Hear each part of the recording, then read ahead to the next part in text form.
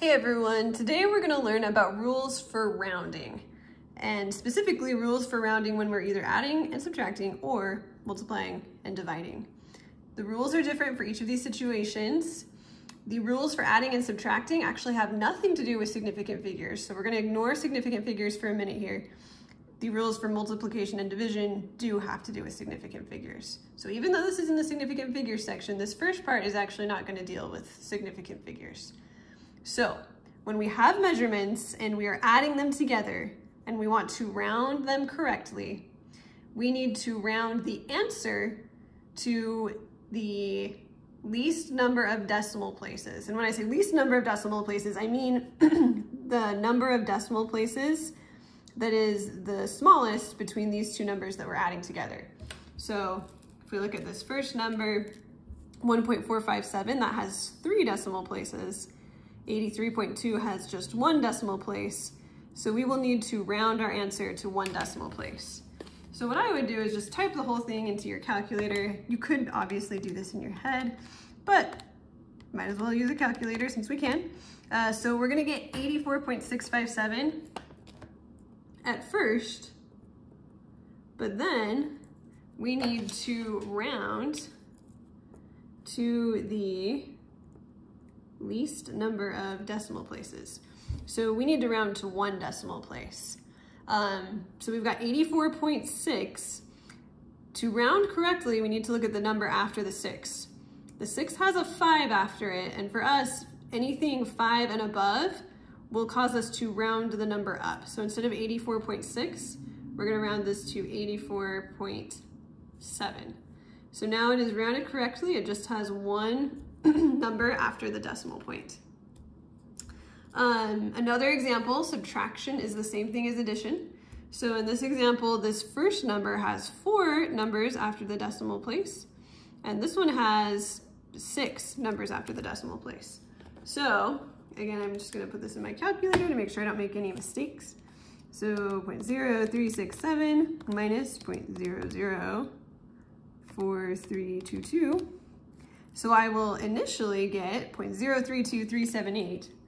So I'll get 0.032378. But I need to round this to just 4 numbers after the decimal place. So this is going to be 0.032, and then I'll need to round that 3 up to a 4. So 0.0324. And that is now rounded correctly. The reason that we need to round like this is because if we're adding 2 measurements together and one is more precise than the other measurement, the precision of the number we get when we add them can't be any more precise than the least precise measurement. So this is, again, just making sure that we're showing how precisely we can know the information that we're giving. So we can't really know that this is 84.657 because this measurement isn't that precise. Okay, let's now talk about the rules for multiplication and division because they are different. Instead of rounding the answer to the least number of decimal places, we look at the 2 numbers we're multiplying or dividing, and we're gonna round to whichever has the least number of significant figures. So we need to remember how to count our significant figures. This number does not have any zeros, so it's gonna have 3 significant figures. I'm just gonna write in SF for significant figures. This number has some leading zeros, which are not significant, so it has 2 significant figures. So we will need to round our answer to 2 significant figures, not decimal places, but significant figures. So let's put this in our calculator. We've got 4.36 times 0.00013.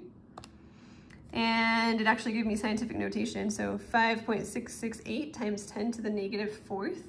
I could round that to 5.7 times 10 to the negative 4th. So we'll write down initially, we got 5.668 times 10 to the negative 4th. If your calculator didn't give you scientific notation, that might have looked like 0.0005668.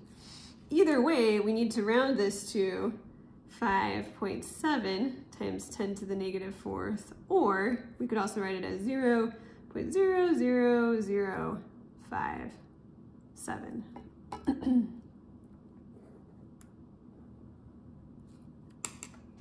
Okay, those would both be rounded to the correct number of significant figures.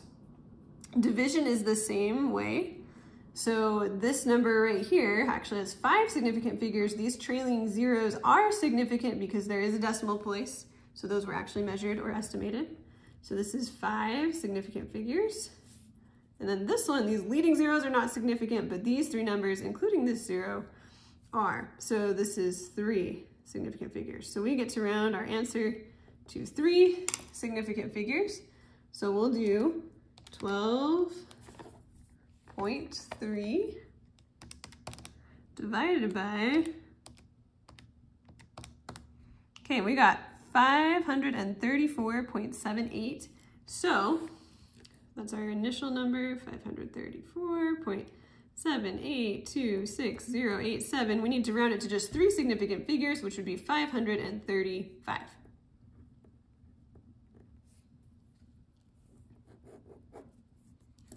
Okay, now I should have probably added units to these measurements. This only applies when we're dealing with actual measurements. So these should say like centimeters or grams or milliliters.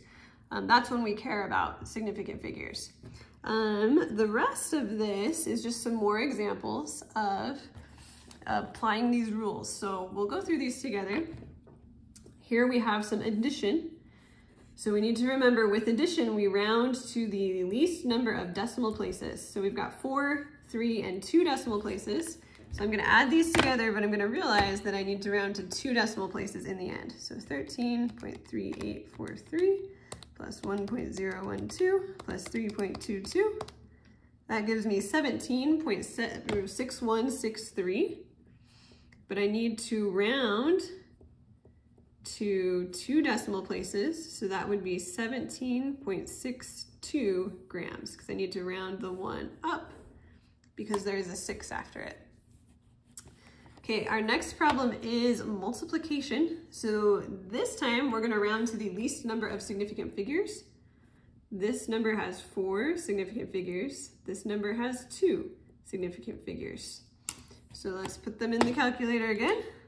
3.556 times 2.4, and I get 8.5344.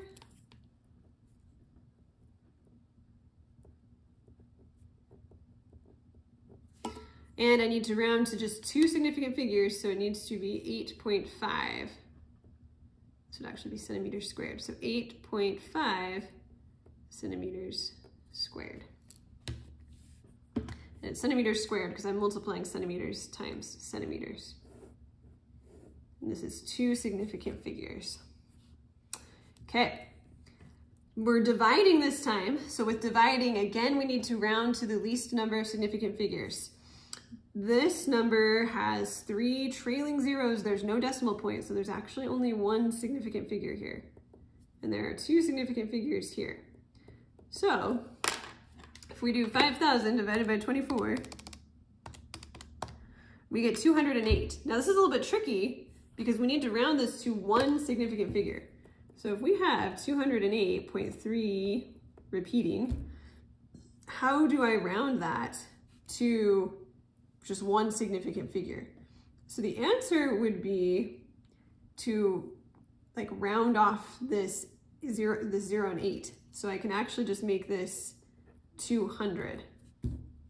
And that would be just 1 significant figure right there. Okay. And then we have a subtraction right here.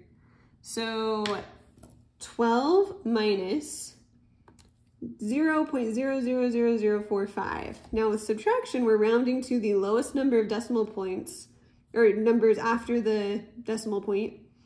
12 does not have any digits after the decimal point. So my answer needs to not have any digits after the decimal point. So if I go 12 minus 0.000045, I get 11.999955. And this one's a little bit weird because if I round this to the correct number of decimal places, I just get 12 again. But that's the correct answer. because this measurement is not as precise as this one. So all we know is that we still have about 12 meters. Okay, last example, this is asking us to actually calculate the density. So if you remember from some other classes, the formula for density is mass divided by volume. So density is mass divided by volume. So we have a mass and we have a volume, so we need to divide them. So we will need to use the rules for division with significant figures, which is that we round to the least number of significant figures. So this number has 2 significant figures. This one has 4. So we will round our answer to 2 significant figures. So if we do 5.184 divided by 24, we get 0.216, and that would be grams per centimeter cubed. But to round it to just 2 significant figures, we would need to just go to 0.22 grams per centimeter cubed. All right, so hopefully that was enough practice and enough demonstration to help you understand how to round when we're doing adding and subtracting versus when we're doing multiplication and division. You want to keep those rules straight. This is something else that you want to memorize. It's not too hard to memorize this. They're not difficult rules. You just have to keep them straight in your head. Adding and subtracting, it's decimal places. Multiplying and dividing, it's significant figures. And that's it.